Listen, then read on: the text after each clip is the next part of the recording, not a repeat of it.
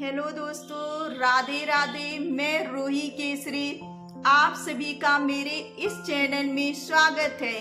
आज मैं आपके बीच में माता द्रौपदी की एक कहानी लेकर आई हूँ। कैसे माँ को 5 पतियों का वरदान मिल जाता है।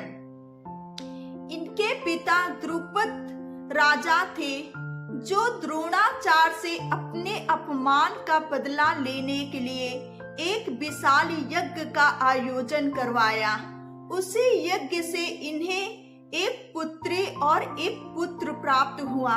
पुत्री जो माता द्रौपदी थी, जिनके बचपन में नैन कमल के जैसे खिले हुए थे और बहुत ही मासूम भोली सूरत थी, जिसके कारण इनको कृष्णा नाम से बुलाया गया बचपन में। इनके पिता का नाम द्रुपद था, तो जिसके कारण इनका नाम द्रौपदी पड़ा। माँ जब बड़ी हो जाती है तो इनका स्वयंवर रचाया जाता है।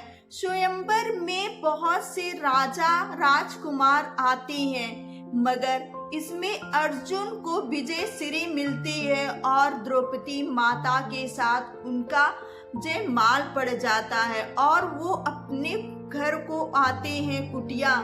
जब कुटिया में आते हैं तो अपनी माँ को देखते, माँ भोजन बना रही थे।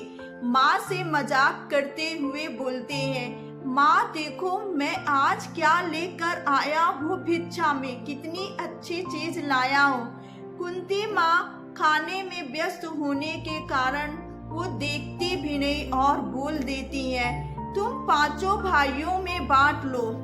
ये सुनकर द्रौपदी माता को बुरा लग जाता है। जब माँ पीछे मुड़कर देखती है तो बोलती, अरे मैंने ये क्या बोल दिया। अर्जुन ने कहा, माँ हमने आपका कभी आदेश नहीं टाला है, अब मैं क्या करूं, आपने तो बोला है 5 भाइयों में बांट लो।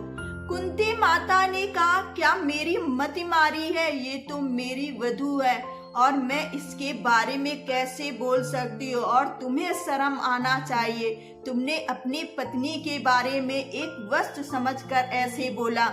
उतने में माँ चिंतित रहती, युधिष्ठिर आ जाते, सभी सोच में रहते हैं कि कभी भी हमने अपनी माँ की आज्ञा का उल्लंघन नहीं किया। उसी समय माधो आ जाते श्री कृष्ण भगवान और अपने बुआ को प्रणाम करते हैं। कुंती बुआ बोलने लगती है, माधो बड़ी ही समस्या में हूँ, कुछ समझ में नहीं आता मैं क्या करूँ। मेरे मुख से निकल आया कि आपस में बांट लो। श्री कृष्ण भगवान मुस्कुराने लगते हैं और बोलते हैं, बुआ इसमें आपका कोई दोष नहीं है, ये तो द्रौपदी से पूछिए, द्रौपदी ने पिछले जन्म में महादेव से क्या मांगा था। द्रौपदी माता से बोले, द्रौपदी तुम बताओगे या फिर मैं बताऊं।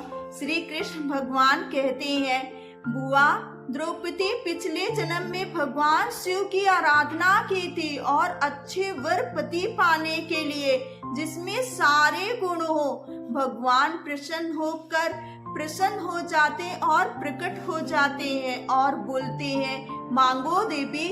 द्रौपदी ने मांगा तो भगवान शिव ने कहा, देवी एक व्यक्ति में ये 5 गुण नहीं हो सकते हैं। मगर द्रौपदी ने बोला, आप तो प्रभु हो और प्रभु के लिए कुछ भी असंभव नहीं है, कुछ भी असंभव नहीं, जिसके कारण महादेव ने इसे वर दे दिया और आपके मुख से स्वयं महादेव ने बोला है।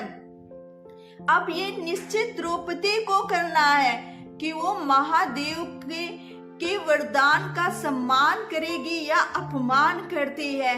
जब माँ ये सुनी, माँ ने पांचों पांडवों के साथ विवाह किया और महादेव के इस वरदान को स्वीकार किया। ये था इस वजह से माँ के ही कर्म से, माँ के ही भक्ति से उन्हें 5 पति मिले, जो 5 वरदानों में जो माँ चाहती थी, पहला धर्मवीर हो, दूसरा बजरंग बली के जैसे बलवान हो, तीसरा धनुषधारी ऐसे हो कि उसे कोई हरा न सके, सुंदर हो सहनशीलता हो जो सहदेव थे, जिसके कारण माँ को 5 पति मिले महादेव की कृपा से, वरदान से। राधे राधे दोस्तों।